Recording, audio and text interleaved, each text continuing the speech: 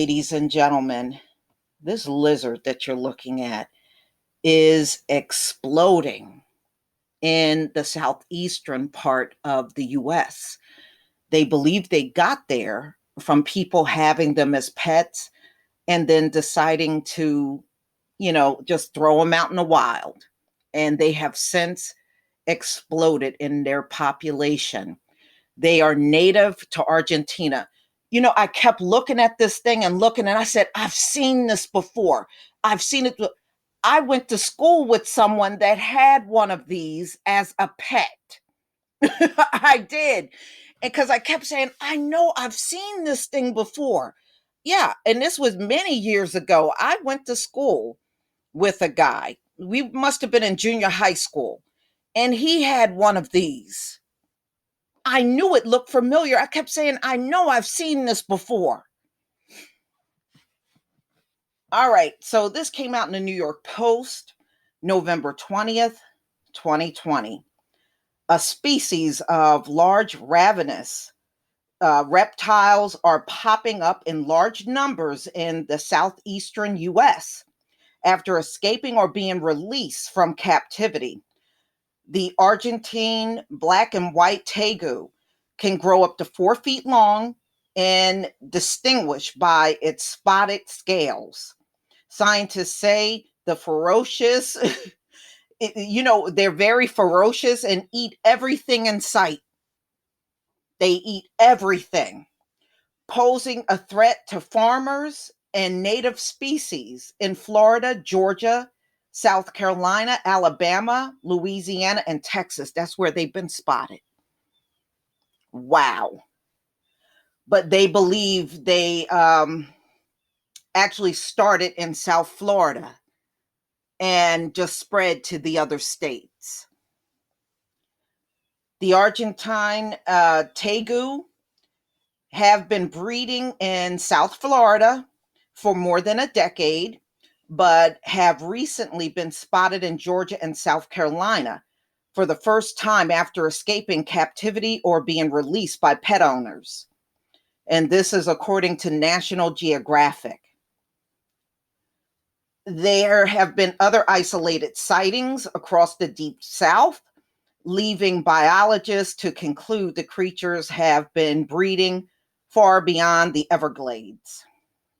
They got everything down there in the Everglades. I remember this must have been like 2-3 years ago. My uncle had snapped a picture by his garage door. It was this large monitor lizard. And I was like, that was outside your house? He was like, yeah. It eventually left, but it was by his garage door. And I mean, that thing was big. It was big. I would say that lizard, just looking at it, had to be anywhere from 4 to 5 feet long. I was like, man, y'all live. That would just disturb me if I drove up and saw a lizard that size by my garage door. That thing was huge. So anyway, back to this. The South American reptiles are known to eat anything with nutritional value they can fit in their mouth. So that means animal eggs, birds, reptiles, and crops are on the menu. Once hunted for their leather, yes, I have seen, you just take a good look. Now, women, we know we've seen these type of bags made out of these leather skins that's on this tegu. I have. So they were once hunted for their skin, and apparently they're very resilient in different climates as well. So they definitely, must already be adapted to different climates. And they said they can endure extreme conditions as well. So, and they said, and that makes their population very hard to control. The species have long been sought after for their, as an exotic pet, with more than 79,000 of them imported to the country between 2000 and 2010 alone. Wow. Yeah, there's no telling how many of them were, unleashed out into the wild between 2000 and wow.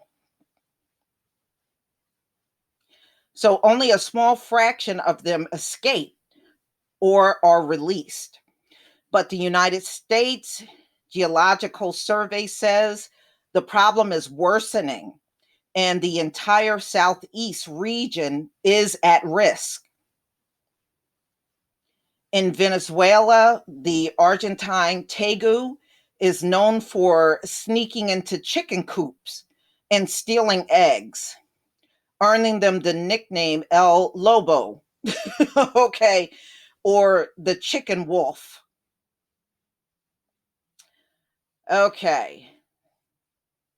Tegus are not aggressive towards humans, but are known to defend themselves with sharp teeth and strong claws if threatened, according to the Georgia Wildlife Department.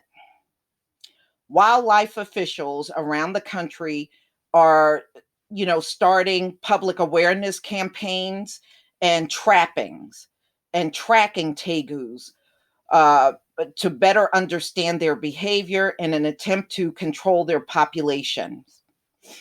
The trapped reptiles are brought to a rescue center and given to people who want them as pets. Wow.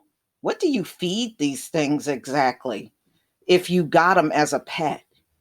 I just remember one of my classmates had one back when I was in junior high school. That's why when I looked at it, I kept looking. I said, I've seen this before. I've seen it. And then when I started reading, I had a classmate in junior high school that had one of these. And I didn't see it, in person, but he had pictures of it that he'd have brought to class, and it looked just like this one. And I was thinking, wow, what on earth do you feed that thing if you have it as a pet? I don't know. I don't plan on finding out either. But they're concerned because of how many states they have crossed into, y'all. And they have crossed into multiple states in the South. And they're getting spotted more and more in the Southeast. So, from what I understand, they think whoever threw them out in the wild took them down to the Everglades. And that's where it actually started growing in populations and then slowly started moving into other states in the Southeast.